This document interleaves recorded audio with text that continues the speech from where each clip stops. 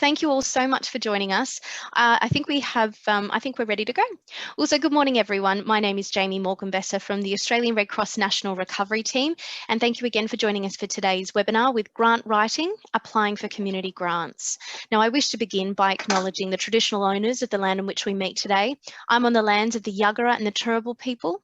I would also like to pay my respects to elders past, present and emerging.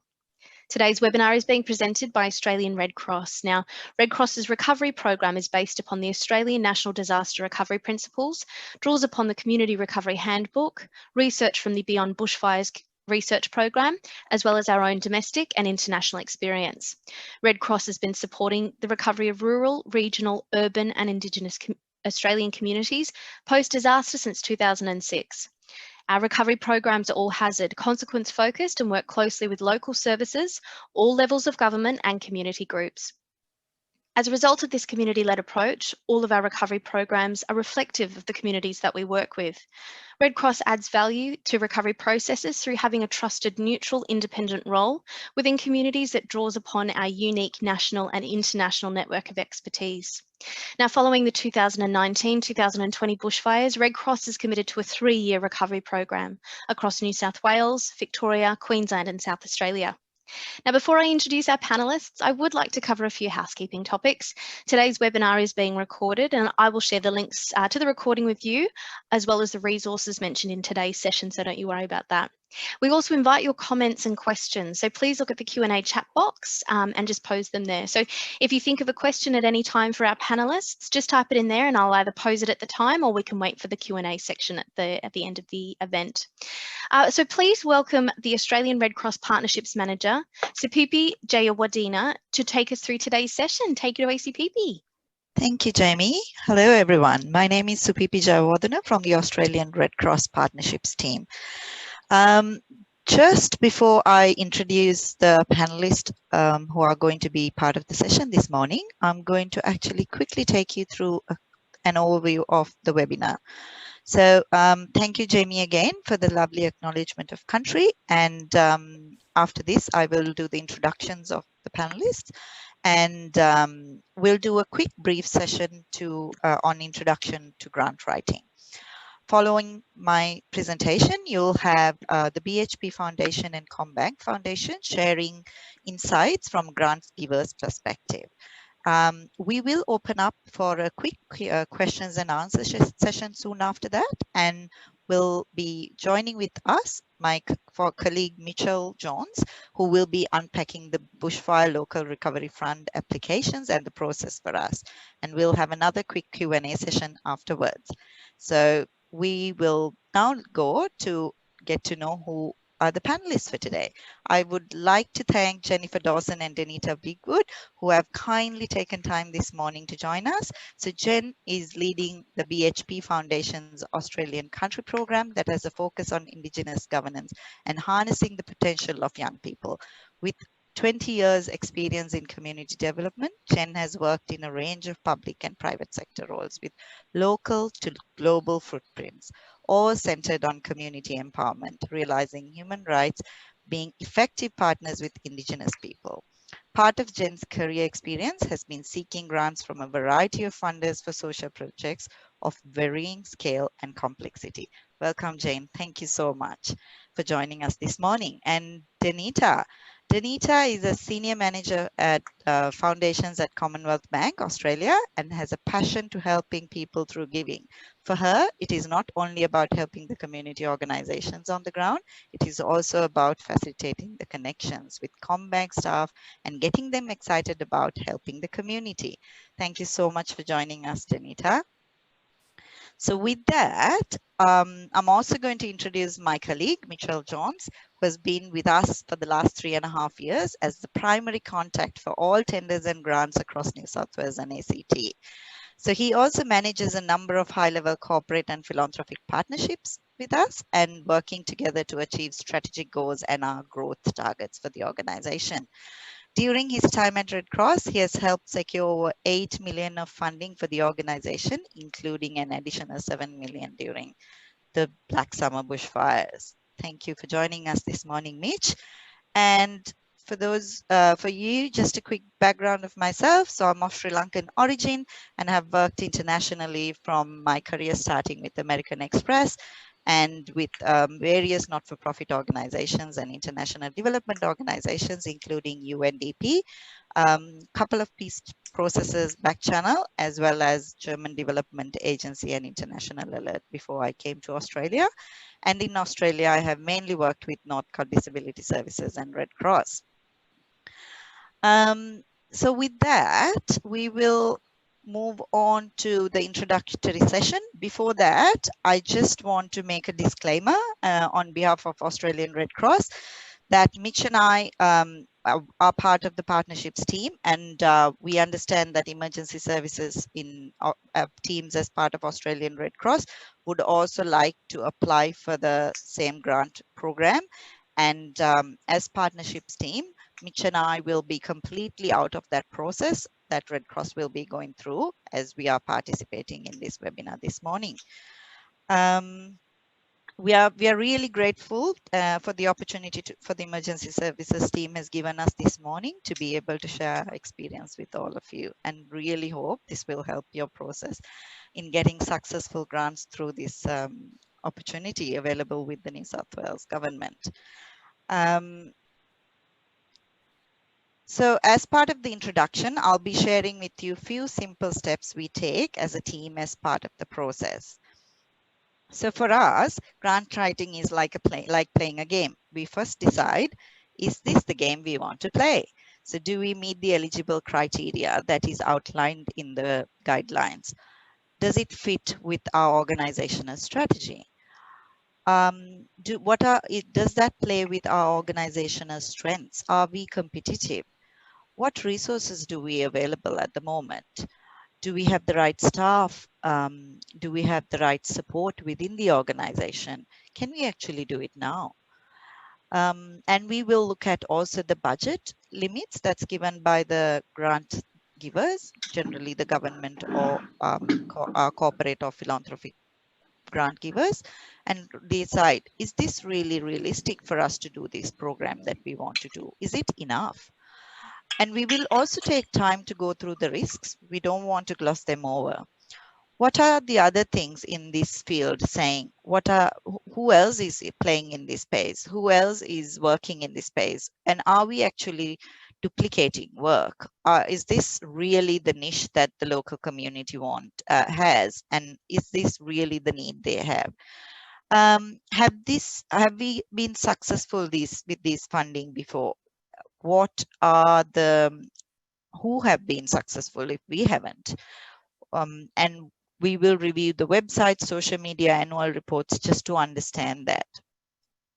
After going through all of this, if it is a no for us, we will also be brave to say, no, this is not for us. It's probably for the smaller organizations or for someone else who actually do this job much better than us. So those are some of the questions we will ask ourselves before we actually start getting into an application at all. So as next, obviously, we will play by the rules. We'll get the guidelines, read and reread the guidelines, and because we consider it's the most important element of the process. We will follow the guidelines exactly as much as we can, respond to all sections, adhere to any format restrictions. We will try our best to cover the topics that are presented in the guidelines, so the government feels that we are speaking the same format and the language they're talking, and use the headings that correspond to the guidelines, so they actually are easier for those who assess it from the government's end. So after reading the guidelines, we will look at carefully from a programming point of view and the application point of view and ask a few more questions. So what significance needs in the community are we trying to meet? What is the current status of the need? Will this project that we want to do help meet that need? What really needs to be done in order to address this need in the community? What services will be delivered? To whom? By whom? Is it only us? Is it possible for us to go for partnerships? Can we collaborate with others? Is it possible to make some impact in this field? What gaps do we see? And what does the literature say in addition to what we know is happening on the ground? What previous work has been done? Can we build on evidence of our own or our partners? What are the who are the others working on in this area? Again, asking the question again and again, are we duplicating services? What will the impact of this work be? What if this work doesn't happen? I think that is one of the most important questions for us. What if this doesn't happen? Because that really tells us how important this work is. And then we will finally start working on the application. We generally like to start with program logic or theory of change.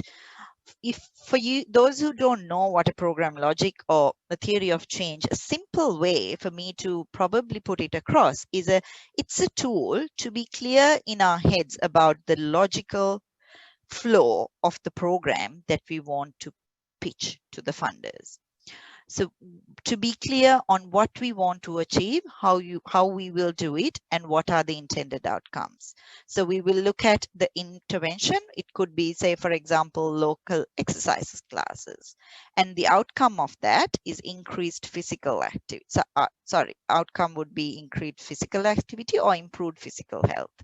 The outputs would be number of classes, the number of people attending, and then the final impact would be improved healthy life expectancy. So once we have done that initial breaking down of the application program in this format, it makes it easier for us to then start to break down the application based on that initial groundwork. Then we will start with simple dot points under each section. We're not writing nicely. We'll just put a brain dump based on that in dot points to see whether the ideas make sense. And then we will always try to copy the funding purpose or the priorities, intended outcomes to the top of the draft application. So we are constantly saying it to making sure that we actually align it really well and speak the language of the funder. Reflect it back to them throughout the application from a language point of view to understand, so to show them you understand what they want. It's important for us to be able to talk the language of the funder so that it's easier for those who read hundreds and thousands of applications that's coming through them. The other thing that we have increasingly seen is the need for collaboration with other community organizations. So when we write an application, there are simple tips that we follow ourselves. Number one is the KISS principle. Keep it simple and stupid. It has really, really helped. It also helps somebody who doesn't know us and our programs very well to understand what we are writing through our application. We try to limit each paragraph to one idea without overloading sentences. We avoid using slang or acronyms. Keep paragraphs short using headings and subheadings. Underline, bold them so that the person who reads it is pleasantly surprised by the structure and feels good to read it. Writing the proposal from the viewpoint of those who will benefit from it is one of the other things that we tend to use. Use simple everyday words instead of unfamiliar words to any ordinary person. Link your ideas, emphasize the positive impact that's coming out of it. We generally try to avoid double negatives and cut out unnecessary words. Keep it sharp, short, and simple. Avoid using jargons again and explain complex ideas. Use active rather than passive voice. So we say, I am writing instead of it said it was written by X person. So that simple language is always helpful, is what we understand. And most importantly, we would always give someone in our team or in somewhere in the organization to have a fresh eye review of the application. because somebody who doesn't know the program well enough, when they do a fresh eye review, it really helps us pick the mistakes before we make the submission. So I've just put a small paragraph for you to understand. If you read this as a short project description, whether you actually get the essence of the message we're trying to communicate. So I'll read it out for you. The Red Cross Emergency Services Division powers the work of Red Cross disaster recovery and response emergency response teams, which are comprised mostly of trained volunteers. The disaster response and recovery teams support survivors, communities, and emergency workers adversely affected by emergencies such as heat waves, floods, cyclones, pandemics, public acts of violence, or tragedies such as the 2016 Dreamworld tragedy. Last year, we assisted 83,175 people adversely affected across 63 disasters and emergencies. Now, this was one of the very first drafts that we thought somebody gave us as a short project description. And I want you to read this. After the webinar, reread it. Assess yourself, how good is this? Because after all, the funders only fund those proposals we can understand. So it's interesting for me to see how well is this articulating the message clearly. So I just wanted to give you an example, so to show how important it is for us to use simple short sentences to make sure that the funders will understand what we are talking about. So the final slide from me is mainly talking about it's a lot of pieces we're juggling. That's the game we are playing with writing an application.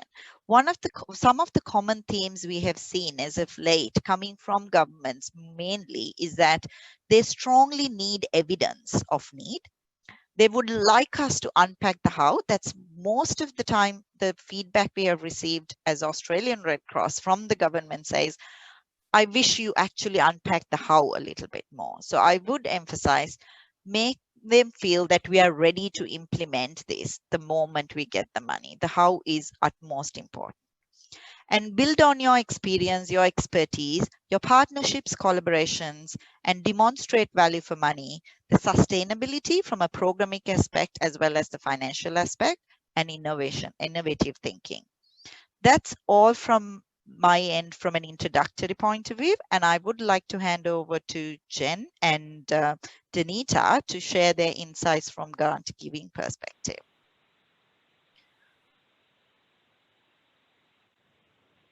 Thanks to Phoebe. Danita, I don't know whether you want to jump in first. So I'm very happy to, we haven't really done a practice of this, so I'm very happy to do whatever would be helpful for you. Yeah, well, I'm happy for if you wanted to roll with some of your thoughts, and perhaps I can then add on after that. And then I'm happy to take any questions that anyone on the phone may have. Yeah, absolutely. Me too. So please ask any questions. So hi, everyone. My name's Jen. I work for the BHP Foundation, and it's a great opportunity to connect with you all today. I really wanted to demonstrate and connect and say, like, I've been in your shoes. So having to write grant proposals, and it's a really difficult thing because there's a lot of translation involved. So it's about your identity and who you are as an organisation, and then how to understand whether you fit and can express that language and connection to the funder and to the work and the outcomes that they're trying to do. So I guess, one of the things that I wanted to really reinforce to everyone is, at the BHP Foundation, so we've sort of got projects all over the world. At the moment, we've got 33 projects in 46 countries, and our biggest focus is trying to solve really complex world challenges. So the fact that there's 500 million illiterate women around the world, the fact that there's so much corruption in resource-rich countries. So our work can be complex, and I guess the approach that we take is one where we spend a lot of time trying to understand who the best partner is for us to try and tackle these really complex problems. But I think some of the synergies, there are synergies between what we do at a global level to just what happens at a local level as well. And so I really wanted to sort of connect and say that, so one of the priorities for us that we really want to do is understand the identity of the organisation who is applying for funding. And we want to understand who you are as an institution, how do you govern yourself, who are your team, how do they represent the beneficiaries, and how is the work that you do centred on the impact you can have on people's lives. So throughout your application, come back to that, that connection of what is the human impact of this project. So try and keep your objectives and your goals and the work that you do centred on that idea of the people and the beneficiaries who you want to work with. I also think, you know, I think Sapipi had some really very good feedback inside in the earlier information about, you know, making sure that it's the right game for you. Like, are you the right? Because I think when you change, the risk of changing your institution or how you're structured or who you work with, projects are really difficult unless you can be who you need to be and who you are. So I just think be very critical about the funding that you apply for and that it is the right fit for your organisation. I think the other part that when I review sort of funding proposals, I do want to understand who the organisation is, their track record, and then how this project benefits from that track record. So what has this organisation done before and how have they pulled people together? And it doesn't always have to be big funding outputs. It can just be that you've had a successful community initiative that wasn't a huge, you know, wasn't a multi-million-dollar project. It could just be a small initiative, but it's demonstrated that you have that the link to local community that can make you effective in influencing people's lives for the better. I also think one of the ways to think about your project, and I don't understand what the government of New South Wales are going to be sort of listing in their forms, you know, what do they want to understand from you? But I think the idea of understanding like the context and rationale behind why you're pitching a project, what that project is. So be very clear about the project vision, the goal, the objectives, and then the activities that fall underneath that, being very clear about that, and either having a project log frame or logic or theory of change. That's a really good thing. And there's lots of really excellent free resources on the internet that I would encourage you to find to try and identify that, because when you can put your project into a log frame and a logic, it just helps you then understand all of the aspects of implementation and what you're going to have to do to actually get there. And it can also help elevate your vision. So it can help identify how do all of these activities actually add up to the big picture impact that we're trying to have. And I guess that idea of collaboration is really important. So I think there's lots of more and more funders are looking for opportunities to not just fund one partner, because there's inherent risk in funding just one individual and one institution. So if you can demonstrate collaboration and like a leadership position in your community, then that's very effective. That is what funders, I think, are sort of increasingly looking forward and looking for in their sort of proposals that they're critiquing. I also wanted to just run through, Danita, I won't be too long. I just wanted to run through a couple of the things and the way that the foundation looks at like the characteristics of what is a good project. I thought that could be helpful for the team, because I think this is helpful regardless of size of project. So for the foundation, there are 4 sort of critical aspects to a project that we think about.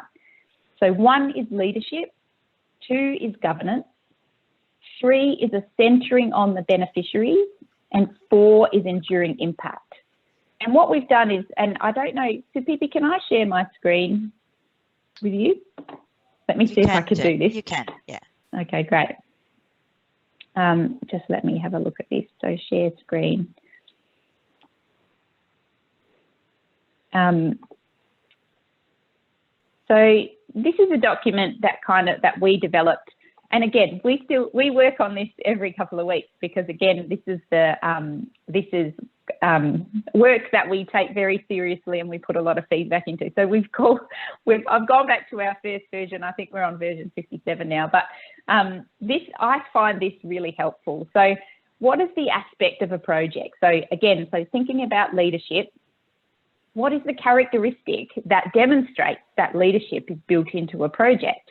And that is the institution trusted? Are they purpose-driven?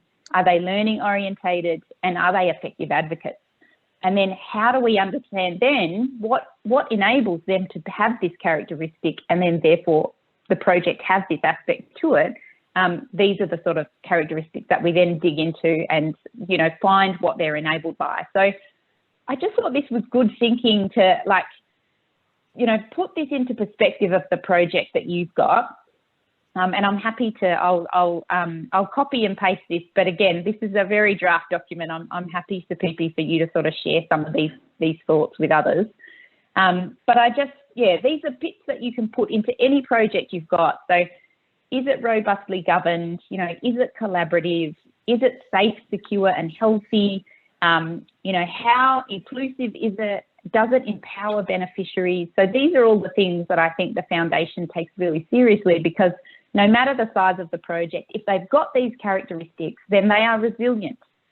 And so whether COVID happens, whether there's another emergency that occurs in a local community, there can be change of management. We all know that society and communities are inherently complex and have a ton of change at the drop of a hat. So these are the characteristics that we think build resilience. So by all means, have a look at these and apply those to the projects and the way that you're thinking about these funding opportunities. I guess the last thing that I really wanted to say is that when you critique what your budget is, you have to think about all of the costs that go into creating an outcome. And one of the things that I think over the time that I've worked with the foundation and within other institutions is too often community organisations underestimate the value that they add to project delivery. So really critique who you are, the value that you add, and then what it takes for you to get there, and then make sure that you're paid for that work as well. Because there's so many volunteers in this space and they do such good work that if you can get payment for it and if you can have that contribution recognised within a project, then include it. Because the funders are never going to tell you to do this, but I think it's really important for community institutions to speak to and be rewarded for the outputs and the work that is done collectively by that institution. So I just think really have a look at the budget, and then again, get someone else to review your proposal to make sure that it makes sense, because it has to be sensible and it has to be used.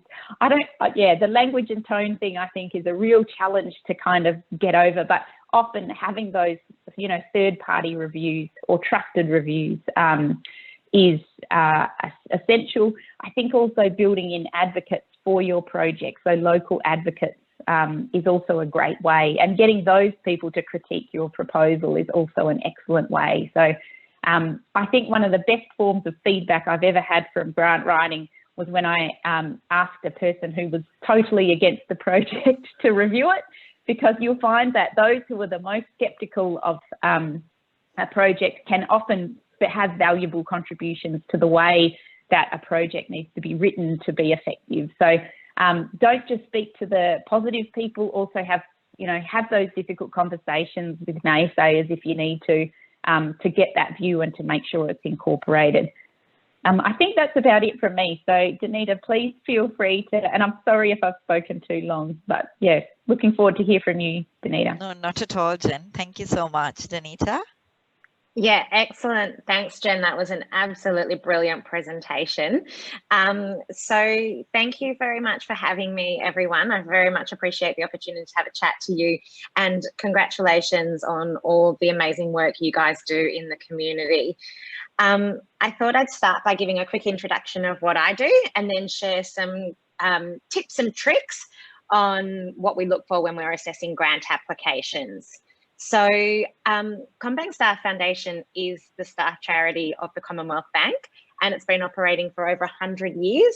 And its sole purpose is to enable our staff to improve the wellbeing of the community. So we really encourage our people to get involved, to donate where they can, and to volunteer when they can. We distribute approximately $3.7 million to charities each year. And this is made up of about 1.7 million of our people's money that they donate through their payroll giving. And then it's also supported with a generous $2 million donation from the bank each year. And one of the awesome things to note here is that 100% of these funds actually go to the community organisations, and that's because the bank actually supports all of our administration costs. So it means that 100% of the money goes to community organisations like yourselves.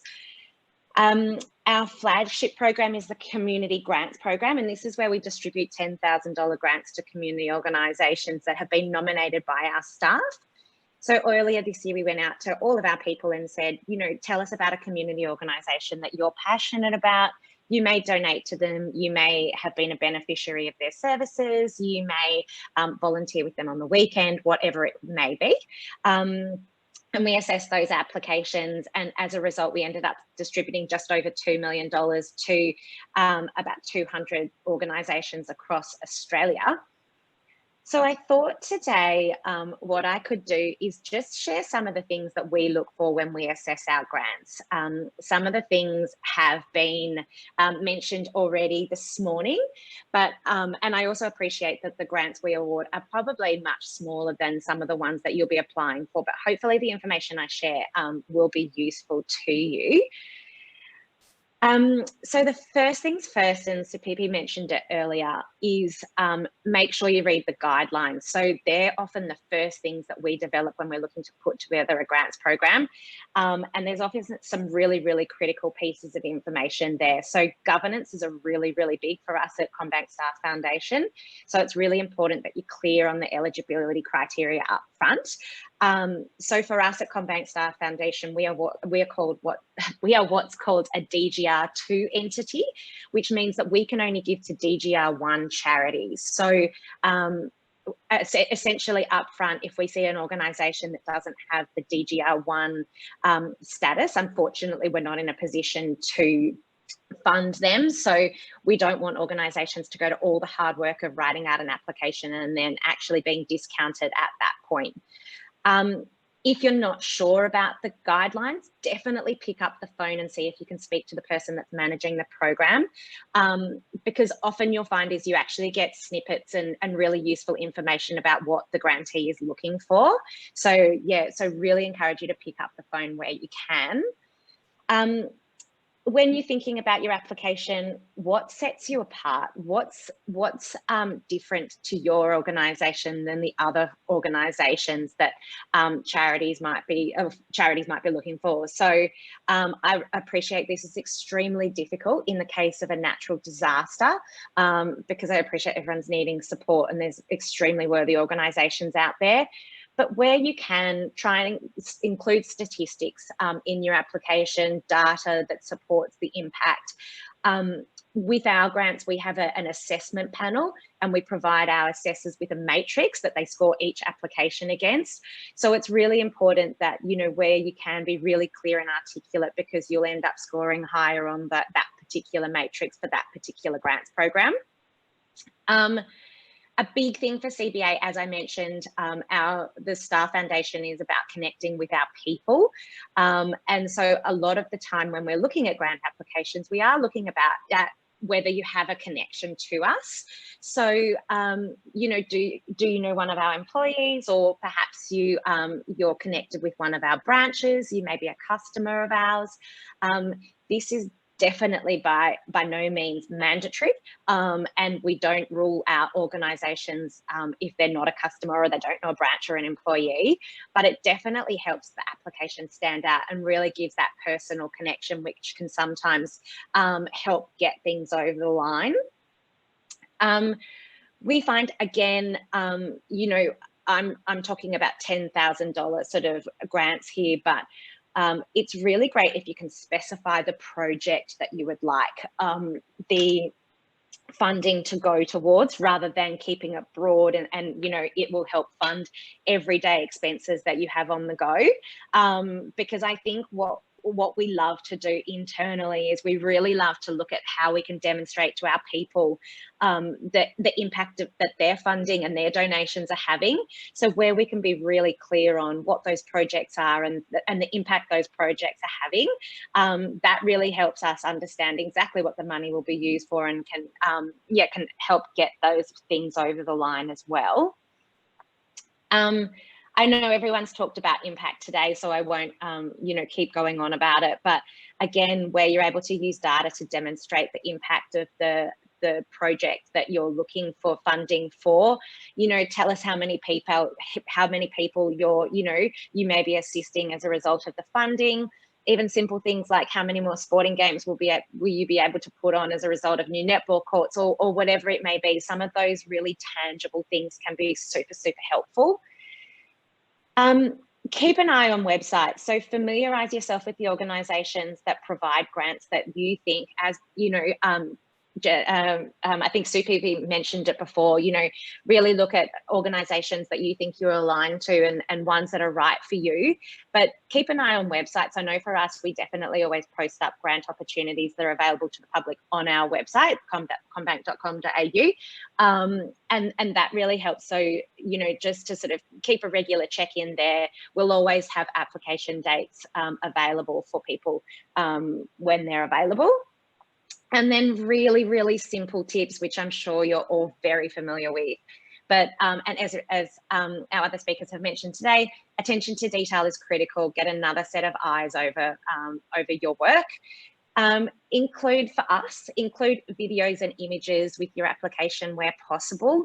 They really make it stand out, and they really help personalize it and bring that human element into what you guys do, which is so critical.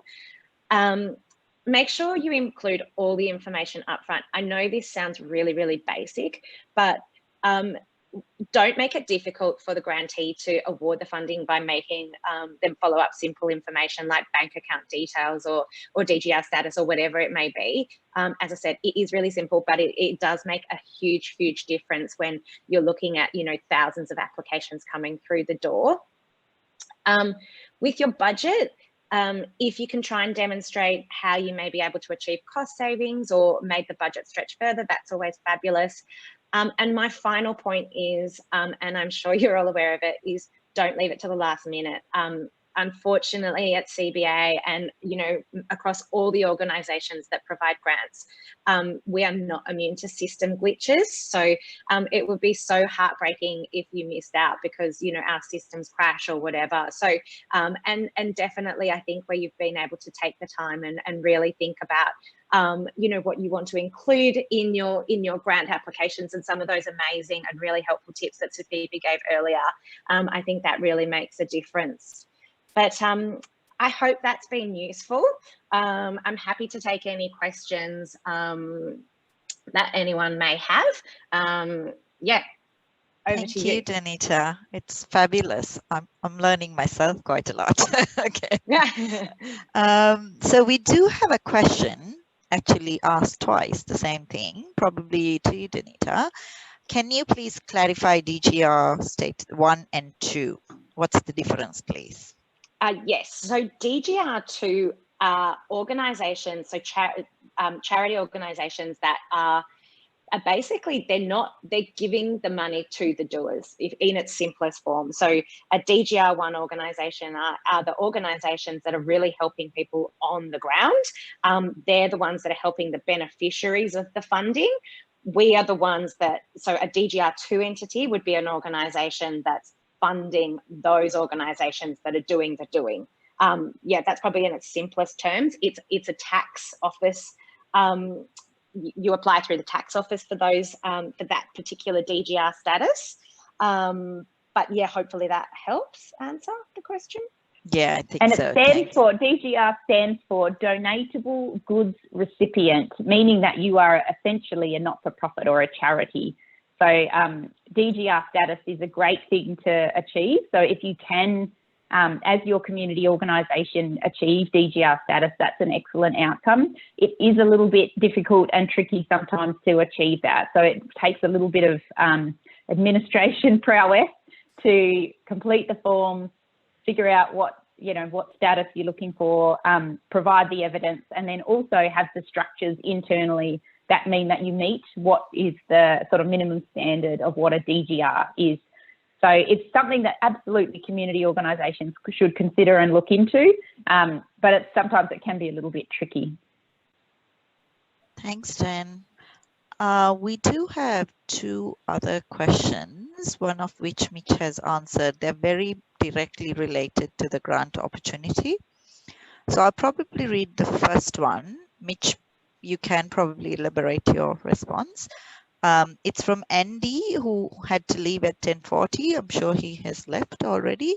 And it says, I would like to ask your experience about lobbying a state government to apply for grant funding.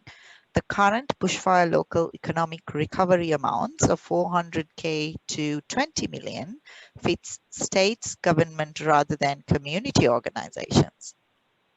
In Bandanoon, we have aged and narrow railway overbridges that no longer meet requirements. This would be multi-million dollars. Mitch, do you want to take that? Sure. So in my response to Andy, I kind of just said that your local MP is probably the best person to talk to. This grant opportunity, the Bushfire Fund, is managed by a Department of Premier and Cabinet.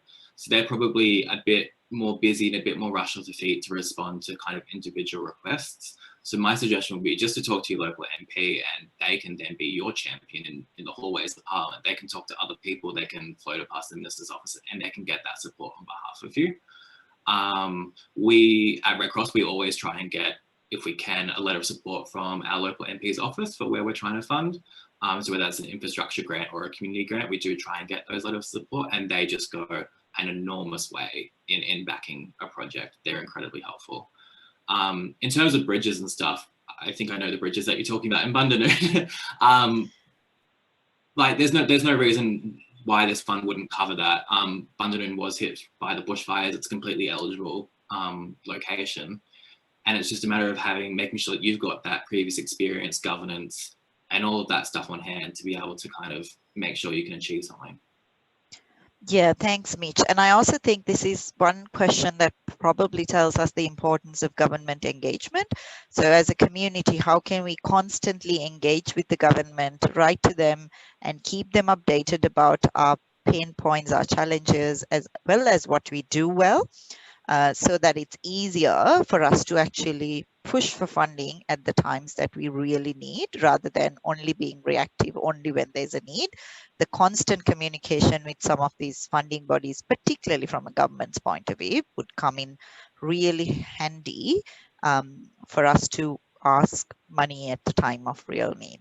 We also have a follow-up question, Jen and Danita, if you can help with this, on DGR. Where does land care fit into the DGR status?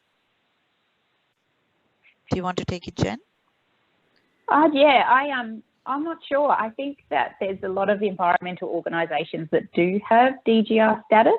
I'm not sure about land care. You can typically find it if you're looking for, I think there's also different umbrellas as well. So if you find like some national institutions have DGR status, but state substructures might not. So sometimes it helps to then connect to your national framework and then understand if you can use some of the allowances and the governance the things that they've set in place to be a national infrastructure, like use if you can connect to that to draw down to support like the initiatives that you're trying to do. So I think, that's something that has to be investigated in each application. Yeah, and I would just only add to that, once you have all that information that Jen explained, you can jump onto the ABN lookup and you can type, if you have the ABN available, and you can see there as you scroll down the page, there's actually a section for deductible gift recipient status, and it will tell you what the status is of the particular organisation that you're looking for. Thanks, I think Danita. that's also another, just so PP, I was just going to go back to the question about bridges as well.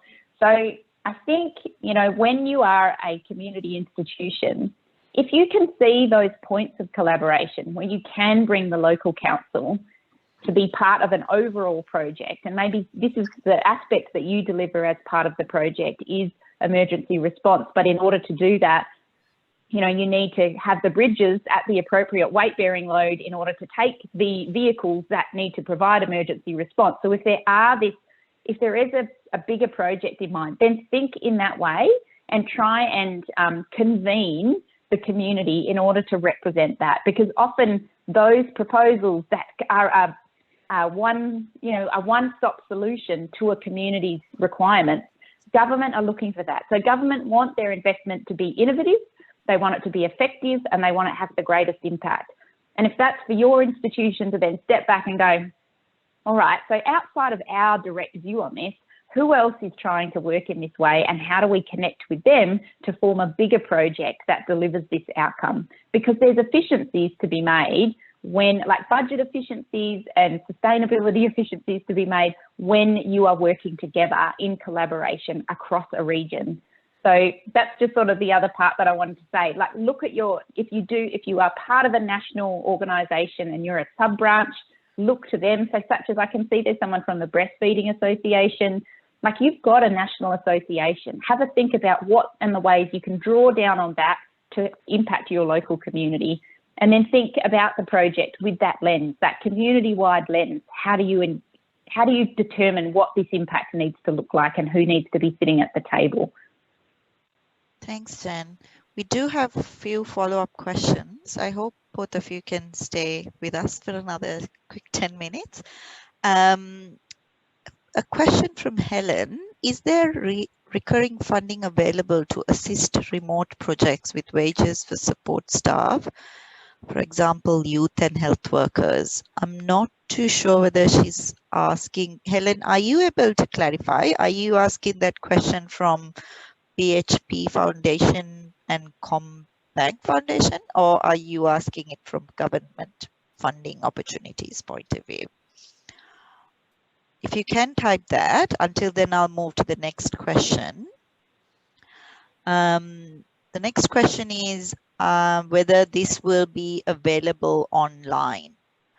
Jamie, correct me if I'm not wrong, we will be sharing the recording of this presentation with all the participants. That's exactly, absolutely, that's exactly right, so Pipi. So we'll actually upload this to the Disaster Recovery webinar YouTube channel, and everyone that's registered that is able to attend, or even those who are not able to attend, so long as they registered, I've got their email, I'll send them the link to the recording, which will be on our YouTube channel, along with the resources mentioned in today's session. Thank you, Jamie. Then we have a question from Dan Jones. Councils will not touch private bridges. What help is there to replace them for people? Mitch, do you know whether private bridges will cover by the... I was going to say that. So this opportunity, this bushfire specific opportunity, you have to be able to provide enduring benefits to the public. So if it's stashed away on private land, you need to demonstrate its benefit back to the community. It can't just be for private use and private means. So just to clarify that. Sure, thank you. So Kerry, yes, all presentations and reference materials will be shared with you through the YouTube channels as mentioned by Jamie. Yes, so Helen's question is, in addition, I mean, both from government as well as from your foundation's point of view. Jen and Danita, do you want to talk about whether there will be any assistance that BHP and CommBank are providing to remote projects with wages for support staff? From the foundation's perspective, you know, so our approach isn't to look at disaster recovery whole in one kind of element. So we look at it broadly and we find a common actor. So for us, we would work with the Red Cross and then allow Red Cross to distribute those funds to where they need to be. I think there's a really interesting, so I've done some work with the youth mental health sector And I absolutely agree that there's a huge demand right now, particularly as there's a pandemic, when there's a crisis, when there's disasters. You know, young people suffer the impacts. They suffer the impacts of recession threefold to people who are older Australians. They suffer, their mental health suffers, and often the social determinants that underline youth mental health are sort of forgotten as people tend to see it. Well, what money do we put into the health system at large? I think it's a real challenge then to ask sort of philanthropy and corporates to invest in those responses when there's a larger, you know, government actually has responsibility for the delivery, and this is part of the health system. And the health system is a $180 billion investment by government every single year, and youth mental health is a critical part of that. So I think for philanthropists and then, you know, corporate givers and others, they try and find, well, it's not actually very, the challenge of investing in youth projects in particular, particularly around staffing, is that corporates will never be investors until the end of time. So they will never be investors who can give beyond a certain window. And when you go beyond that window, that's when there's risk of harm for young people. If you're suddenly reducing, you know, you've invested for 5 years in youth workers and then the project ends, then there's the risk of harm to young people. So I think philanthropists and corporate givers, they think very seriously about particularly young people and then what staff look for. For me, there's a project here around sort of community agencies working with government, and then philanthropy and corporates have a role there, but it's not the sole funder. It has to be in the mix so that there's no harm done to community, and that whatever's invested in is sustainable and does actually meet the needs of community. Thanks, Jen. Very well explained as always. Danita, do you want to add anything? No, look, I think the only thing I would add, obviously that's brilliant information. In terms of the community grants program that CommBank Staff Foundation runs, slightly different to what you're talking about, but that is a yearly program, and it is likely to open again in July and August of next year. So yes, in terms of those sort of $10,000 sort of short-term funding opportunities, they will be available. But again, yeah, refer back to Jen's answer in terms of those, you know, the importance of that longer term support and the government's role in that. Absolutely, Danita. I think this is, I mean, as where we can't cover some of those core costs of organizations, it's also critical for us to work together as a sector and through NCOS and other New South Wales branch of the ACOS and lobby with government to ensure that we cover some of the core costs of the smaller organizations. I think that's where collective power is always more powerful as well. With that, I just want to thank Jen and Danita for joining us again this morning and sharing all your experience and answering all the questions as well, because I have to let them go at 11 o'clock, but we will continue the webinar with Mitch presenting more precisely on the New South Wales opportunity that is available from a recovery point of view. Thanks, Jen and Danita, for joining us this morning again. Thanks, everyone. Thanks so much and for good having luck and us. Godspeed. Yeah, best of luck. Mitch, I will be handing over to you and I'll bring up the presentation. Brilliant. So I'll just start by just kind of noting the time. I know it's almost 11 o'clock now, but I'll keep talking as long as there are people here to listen to me. So if you need to go, I won't take offense to it, but I'm happy to keep talking as long as we need to. So yeah, I'm going to go into the Bushfire Local Economic Recovery Fund. I presume that's the reason why most of you have dialed in today. And just to try and talk about what Sapipi, Jen, Danita have all kind of discussed and kind of bring that back into a bit of reality and what does it look like in real life. So I'm going to call this the Blur. I think it's the worst acronym the government's ever come up with, but that's what I'm going with. And I can't go into specifics with people's applications.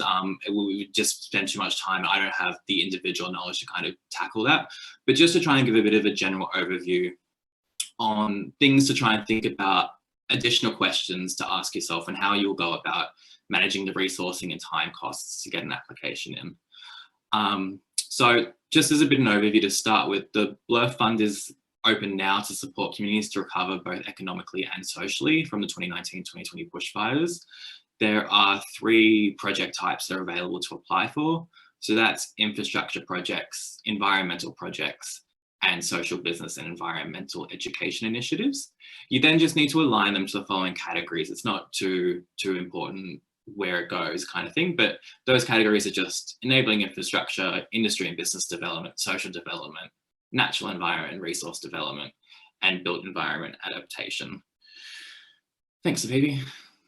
So just again, really briefly, so as was mentioned in the question before, there are funding limits, and these are kind of determined by which category you want to apply for.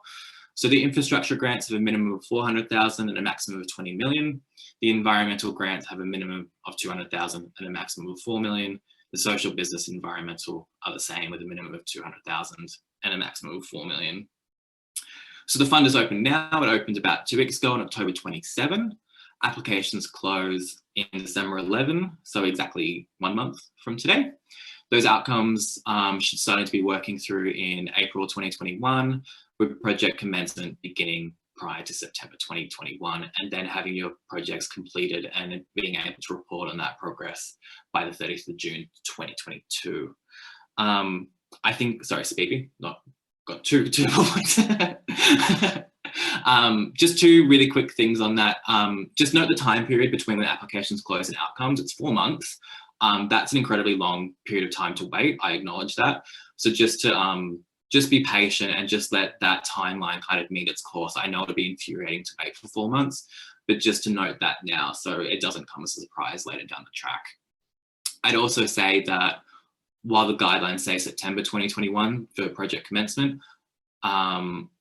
you probably won't commence projects before 1 July 2021 as well, and that's being optimistic as well. So just to factor that into your project timelines, you've basically got 12 months or maybe just under 12 months to get these projects from starting point to completion. Thanks. So the grant structure has 8 parts attached to it. I've bolded part 3, 5, 6, and 7. They're just the ones that I want to talk about today. Obviously 5, 6, and 7 are the assessment criteria, so they're the ones that kind of will make or break you. And then the finance as well is always a fun topic. Thanks, Phoebe.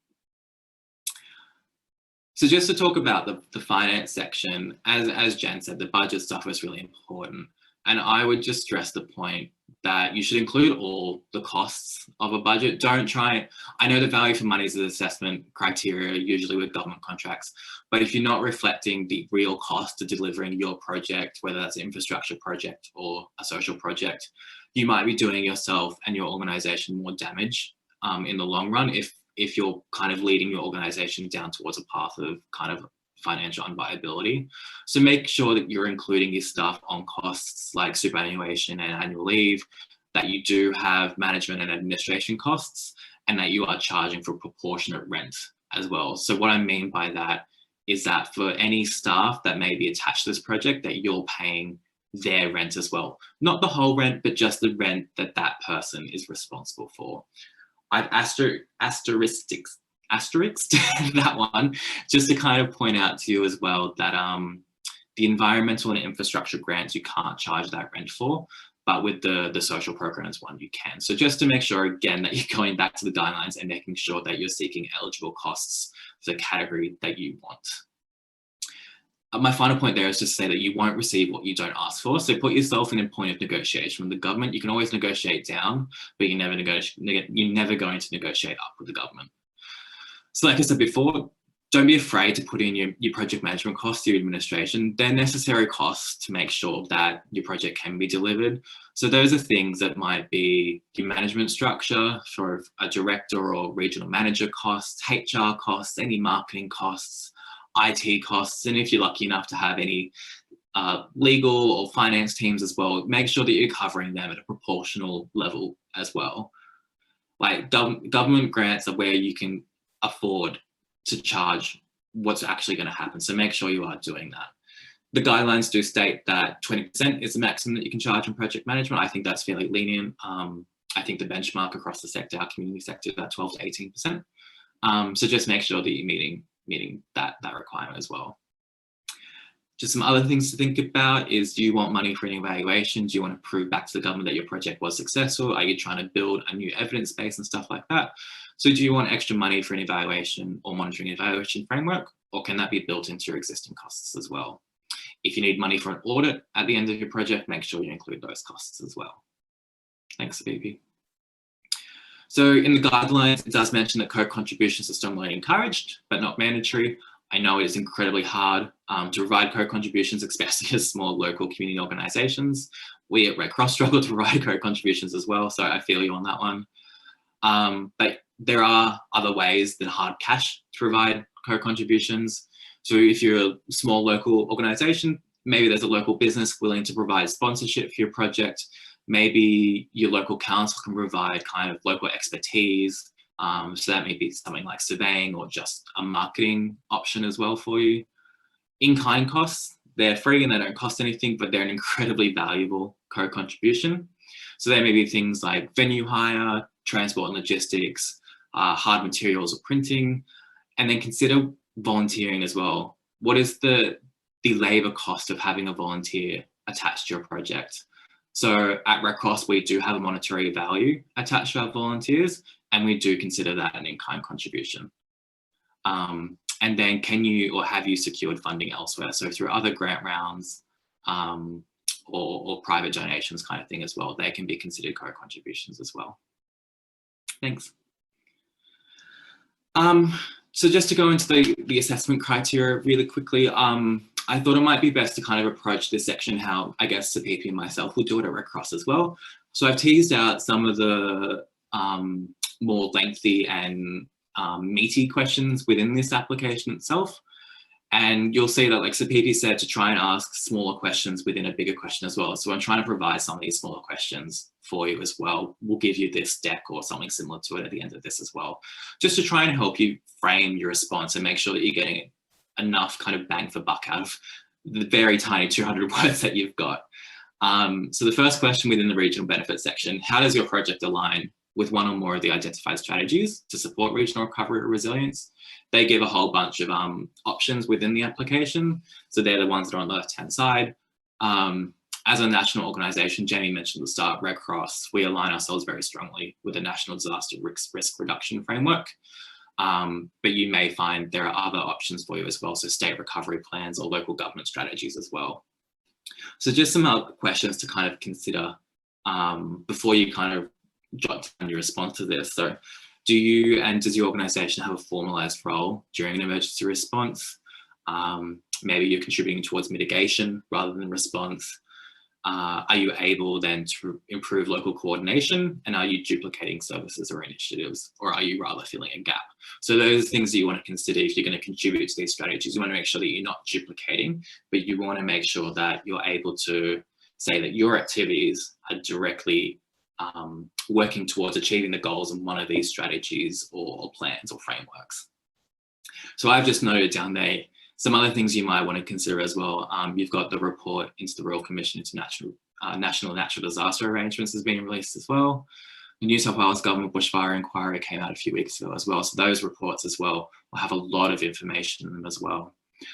Another thing I would point out, attached to those reports are sometimes hundreds of submissions for organisations like us at Red Cross or local community organisations. They have a wealth of information and evidence in them for you to kind of really understand the theory and academic kind of nature behind where these frameworks and plans are coming from as well. And I would just say finally, sorry, CPP, just consider citing your sources as well, just to make sure that you're telling the government that you know what's going on in this space and that you're experts in what you're talking about. So link your activity back to the strategy. So just a simple sentence like, we contribute to the NDRFF, the National Disaster Risk and Reduction Framework above. We contribute to their goal to minimise the creation of future disaster risk by XXX. So that'll be where your activity comes into play. So you just want to really link your activities back to these frameworks and goals. So make sure you've got time to read through and really understand what those plans and strategies are saying. Thanks. Next question is, describing how your project addresses a need in the community. So this is your opportunity to really sell yourself as experts and members and faces of your community that you work in. You want to be the trusted agency or trusted service provider that people come to try and solve these problems within your community. So again, you've only got 200 words, which is really tight, but you just want to ask yourself a couple of questions. And these are the ones that I thought I would ask myself if I was writing this application. So is your project a missing link in your community, and you're able to demonstrate that that is a missing link of people saying that it's something that should be considered? Who is saying that this is a good idea? Does this exist in other communities, and why was it successful? Why do you think it will transfer over to your community now? Who would utilize this service or infrastructure? Under what circumstances will they utilize it, and how often are they going to utilize it? Who are you working with to enable you to succeed? So like Jen said, partnerships are really, really important. I don't think we can stress that enough. Government is really looking for communities to come together rather than one organisation taking the lead and just charging forward. So making sure that you've got partners and people who are willing to support your application in the background or as equal partners as well. So some sources of evidence that you might want to kind of prove this community need include community surveys, newspaper articles, research papers, and inquiry submissions, like I mentioned before. Pausing on the research papers, if you do have like a library, especially university library access, or just a state library, New South Wales access or something as well, those will be really beneficial ways to draw out research papers and stuff as well. You've also got websites like APO, the Analysis and Policy Observation, I think they're called. It's apo.org.au. That has a wealth of third-party kind of research and evidence in it as well, which will really be able to help you. My final tip is that this question has the opportunity to kind of attach your letters of support as well. Please start collecting your letters of support now. You don't want to be the one that's held up on the last day of submission waiting for letters of support to come through. Other organisations or other people are just as busy as you are, so you've got to make sure you give them a couple of weeks to make sure they come back to you. And just to make sure that those letters are coming back to you on their letterhead, that they're signed and dated, have your specific project mentioned, and just being able to say that they think that you are a worthwhile recipient of this grant funding as well. Thanks, Apipi. So planning is the other assessment criteria. So one question in this one was to please summarise the expertise available to your organisation, or how you will deliver the project if it is not currently available. So again, just some dot points. Again, we'll share this at the end. How long has your organisation had a presence in your identified community or communities? What similar projects have you done in the past, and what were their outcomes? That's the dot point that I think is the most important in this one. I think it's probably worthy of about 50% of your response, so 100 words, 150 words. You want to stress back to the New South Wales government that you've done something in the past and you're experts in this space, therefore they can trust you with this money to do it again.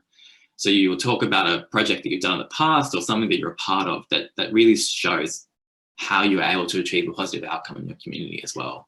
That one I think is the most important thing to focus on in this response. You'll also want to focus on your governance structure, and do you maintain relevant board level experience and oversight? Does your board have an audit and risk committee, and do they have the relevant experience to make sure that they can kind of lead your organisation to make sure you're succeeding? Do you have the relevant skills in-house? So do you work in disaster mitigation? Do you have people who have been through disasters and responded to disasters in the past? Or maybe your experience is just something a bit more kind of broader, like stakeholder engagement. So is your organisation's experience and expertise bringing people together? Or is it program design? Are you just good at getting people in the same room and getting those thoughts and brainstorming sessions out? You don't have to be the expert in disaster response and mitigation, but you've got to be an expert in something. So making sure that you tease that out and making sure the government knows what you're good at. The last part of that question on how you would deliver the project if it isn't currently available, I wouldn't try and focus too much on that, as it reflects as a gap. But what you want to do if you feel like there is a gap is you want to show how you're taking really tangible steps now and currently, so that you will be able to be in a position come June 1 or come September when your project gets off the ground to have all of those standards and procedures and processes and whatnot set up and ready to go on June 1. Don't make it a deficit response. Put yourself in a position of strength and growth, and make sure that you're framing that response really clearly as well. Thanks. This planning section is where it also mentions a business case. So I'm not sure how many of you will be going this far, but if you're seeking more than $1 million, you will need to provide the business case, and that business case template is available on the Blurf website. I'm not going to go into the business case. It's quite long, it's quite administrative, but this is where I just want to say that if you are going to go over $1 million, make sure that you're aware of this business case requirement. You will need additional resources to get it done. It's about 16 pages empty. So you'll need to fill it out and make sure it's getting probably your CEO or board sign off and making sure that everyone is on top of it as well. So this is where I'll say that for any application that Stevie and myself do, we do make sure that we have a timeline in place. We start with the due date and we work backwards. So making sure that we've got our approvals, our risk and our budget, our drafts, and all of that done. And we work from a due date backwards. And because if you are in this position, you're running a business case, you'll want to make sure that both those processes are happening concurrently. So you'll want to make sure that everyone is on top of what needs to be due when, and just making sure that it's really clear to everyone and everyone can be held accountable to those deadlines as well. Thanks. The last assessment criteria was the enduring benefit. So please summarize how the project will deliver the outcomes listed above. Listing above, the outcomes are on the left. So the outcomes for the Blurf Fund are improving community resilience to future natural disasters, reducing future disaster risks, providing ongoing facilities for community use, providing community services, providing economic benefit for the area, and sustained employment opportunities. So this is your opportunity to say how you're going to work towards that and how your activities produce something bigger than the project itself. So you heard Sapiba, you heard Jen, you heard Benita mention things about project design and methodology. So things like theories of change, program logic, log frames. You don't have to use all three. Choose what works for you, choose what your organization is good at. And you just want to kind of start framing those discussions and kind of understanding how your program is working towards these outcomes. What inputs do you need?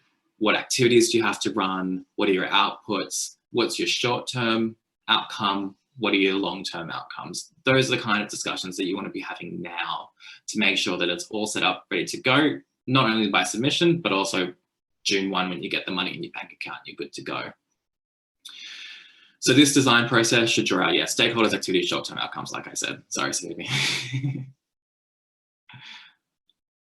So this is the table that the application form will give you for getting these outcomes out. So you'll want your outcome on the far left. So that probably, it may be what was on the previous slide, but it might be something a bit more bespoke and relevant to you as well. How will you measure that? What's your current position? And what's your success measure? So how will you define that outcome success? This is an easy table by any stretch of the means. The current position column suggests that you know some sort of baseline evidence or data to support your project. So you'll want to know that what is the current situation now in the community and where can you get to? So you might just want to have in the success measure column, something like increased community resilience or decreased harm, or you might want to have a specific measurement number as well. So you might want something to increase by 5%, you might want something to decrease by 50%, but you also want to make sure that you've got that data collection and measurement processes confirmed and ready to go to be able to measure those impacts as well. I think one of the worst things you can do from a reputation perspective is promise all of these things that you're going to reduce community harm or whatever it may be by 20% and not even have the tools to measure that in place. So you really just want to make sure that you're thinking this through and really on top of all of these things. So ways of capturing data I've just mentioned there includes stuff like surveys, case studies, reflections, yarning circles, whatever is relevant to your community or your kind of target cohort. There's more than one way to skin a cat when it comes to this, so just make sure that you're using whatever's relevant and really tangible for your cohort as well. The last bullet point there is something a bit minor, but just something to consider. How are you collecting that data as well? So who owns that data? Is it your organization? Is it someone else? Maybe your funding deed suggests that the government owns the data at the end of the day, and are you comfortable with that data being transferred back into the government? And also, is that data that you're storing secure? That's a really important thing these days as well. Thanks. That's basically it for the application itself. Again, I'll share all those bullet points, but I just wanted to go through a couple of resources as well that we use at Red Cross and hopefully can help you guys as well. So like I said, one of the things that Sabibi and myself always do is to kind of build a template, a timeline template. So that table there is just something that I work on, or I kind of just fill out for each time. The tasks are obviously changeable for any opportunity that may arise, but I've obviously just started at December 11. I will submit the grant, or hopefully December 10 if I'm organised and not prepared to have a massive IT glitch. And just to consider some of the things that I would need to get done prior to that submission. So I might need my board and CEO sign off to make sure I've got enough time for that. I've finalised all my documentation prior to it going to the board and CEO. I've got a second draft finalised. I've got a budget finalised. I've got a risk matrix finalised. I've got a first draft finalised. And starting is just sharing the documents and sharing the opportunity, going, is this something that we want to apply for, and taking all those steps through that Sabibi started with. So how do you share that with everyone? The risk matrix is the next resource that I thought I'd share. So I think risk is massively overlooked by a lot of organizations when it comes to tenders and grant writing. Please do sit down and consider your risks and how you'll mitigate against them. This is our risk matrix, and again, I'm happy to share. So we can kind of consider at the start, might draw up a list of risks, and what is the impact of that risk occurring? So is it rare or is it certain? And what is the impact of that risk occurring? Is it insignificant and is it extreme? And that matrix there gives you a bit of a look at where that risk potential might land. So these days we've got generic risks like PPE and social distancing. So the likelihood of people catching COVID might be quite low, but the impact of that is extreme. So you want to make sure that you're just kind of weighing those through as well. Other risks might be that you just don't have up-to-date risk insurance policies, so you just need to get those in place. We then run that through a residual risk matrix. So once we've tried to mitigate it, what's the residual risk of that now that we've tried to mitigate it? So do we think that control, so do we think providing hand sanitizer and engaging in social distancing, do we think that limits the risk occurring? Probably would have a good chance of that according to the health guidelines. And then what is the impact of that risk occurring now? It might be much more reduced. Similarly, with taking out a new insurance policy, the control is excellent because now you've got a backup. If something does go wrong, you've got that full ground to lean on. But does that change the impact of the risk occurring? Not really. So that's just that new way of weighing up that risk as well. Again, happy to share this matrix as well. The last thing I wanted to share, we've talked a lot about program design and kind of impact across this webinar. So I think that the University of Technology here in Sydney has got some really good material. So this is just a really simple way of developing a theory of change. So you all want to sit down with your community, your organization, your partners, and just try and figure out if you can answer this question. And this is your theory of change statement. And this is the banner headline of what your project is aiming to do. So we will achieve this outcome X by addressing this social issue, and we will do it by your activity Z. So your activities is going to be your day-to-day activities, obviously. You're seeking to address whatever it is that's relevant within this grant opportunity, and you will you'll be working to achieve the outcomes I mentioned on the previous slides. So that's just something to think about as well. The URL is at the bottom as well if you guys do want to go to it. The last resource is just a really quick logic model worksheet as well. So developing a really quick program logic. So for this one, you want to fill in the grey boxes first. So what issue we're trying to address, your theory of change will help inform that. What are your basic assumptions? So it's a bit hard for me to talk about it in vagueness, but what do you think is going to kind of be the eventual outcome, or what do you think might be some of the barriers that you might come across as well? And then what are the external factors that might be out of your control? And then you'll want to work from left to right. So the inputs, do you need staff and resources, materials, cars, building materials, whatever.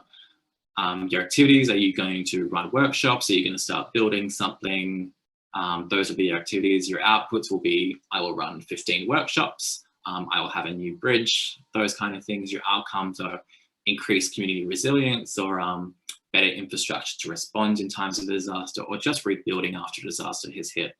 And then your impact is that broader societal change or impact kind of statement. So our community has better resilience and has better, basically enhanced well-being, or something like to that extent. I can't obviously answer that for you, but that's just something to think about. And that'll start kind of really providing some robust evidence and foundations for your project as well. It's really hard to get all of these things done and write an application at the same time, but they're really, really important steps to take before you get to that submission stage. So that's everything from me. I know I talked really fast, but I just wanted to get through those kind of bullet points and questions to kind of consider. I don't know if there are any questions, Sophie. Thanks, Mitch. I thought that was really helpful, the resources in particular. I just wanted to emphasize a couple of the points from Mitch's presentation. One is the budget. Please include the sources, other sources of funding that you will secure, you have secured, or it's your own funding that you're putting in, the in-kind like volunteer costs, hours that is going to bring in, because we really need to show the government there is much more going into this than the funding they're giving to us. And in demonstrating the need, you also, in addition to secondary resources, you also can use quotations from your recovery meetings from the communities and any focus groups that you have with community, etc. So which will show the authenticity and very powerful from a community needs identification point of view. And after all, you are the experts in the community in this journey. So come together, collaborate as much as you can, and bring the collective expertise, knowledge together to get the best outcomes out of these. I mean, the best out of these applications as well. When you design your projects, please be pragmatic. As much as you love to do your maximum to the community. For example, I recall someone coming and saying, I want to do 52 workshops for the year. And then I realized, when I asked the question, do you realize there's only 52 weeks? And then you have Christmas, Easter, etc., etc. Then they're like, oh, let's bring it down to 36 then. So please be conscious of all those pragmatic realities that we go through as program managers as well. We do have a few questions for you, Mitch. If my organization wants to purchase a property to turn into an evacuation center in the village, do we have to join in with the council to apply? Do you know the answer to that? Ooh, I don't really. That's a good one. Infrastructure is not my forte. What I think at a minimum is you will need the support from council to go ahead with it. So any evacuation centre will need to be built into your local disaster management strategies and kind of planning. So you just need to make sure that what you're proposing is able to be built into that framework. Obviously then to achieve that, you want the support from council, you want support from other disaster response agencies. I don't know the specifics and whether you'll need council, but hopefully my vague answer helps. If I could just say one thing really quickly as well, I'll send to Christina, who's asked the question about evacuation centres, is that I believe it's a legislative responsibility of the government to actually provide evacuation centres and safe routes. So what I'm going to send to you, Christina, is a link to some guidelines that perhaps would be able to support that. So if you were in the event of putting in an application, you've got that as an evidence base, because evacuation centres are very specific. They look at like air filtration, whether or not it can hold a certain amount of people, whether or not, they're all very, very specific things surrounding evacuation centres. So that might help just a little bit more. I hope that helps, Christina. Thanks, Jamie. And I'm sure aligned with those guidelines, we'll definitely need at least a letter from the council for us to go ahead with a similar proposal. We also, another question from Andrea asking whether we could email. Yes, this will be available and the packs will be shared with all of you. From Dan Jones, can money be used to improve your buildings so we can offer more services to affected clients? Also, can grants be used to buy your building in the charity's name? I'm not too sure about the second one, but a little specific, yeah. Don't know about the second one. You'll have to prove that the renovations, I'm guessing are the renovations, have some sort of public benefit as well. So hopefully that building has some sort of public use. Again, if it was private property, I think you would fall foul of the guidelines. Yeah, I hope that answers your question, Dan. That's all the questions we have. So thank you. If you don't have any more questions, I am going to hand over back to Jamie. Thank you so much. Super. Thank you so much, Supipi and Mitch, and our other guests who have since left us for your wonderful insights today. I know that it's been especially helpful for me to understand that grant process, and I don't even work in that space. So I'm hoping that you've also taken some great takeaways. And as I mentioned, the webinar has been recorded, and I'll send a link to you with the recording, as well as all of the resources that we mentioned in today's session, including Supipi's slide deck. And as I mentioned, this is a series of a number of webinars, so please keep an eye out on the Australian Red Cross website or speak to your local Red Cross recovery officer. If you are interested in knowing more about our recovery program, please email us at recovery@redcross.org.au. And thank you so much again for joining us, and until next webinar, thank you and goodbye. Take care. Thanks, everyone.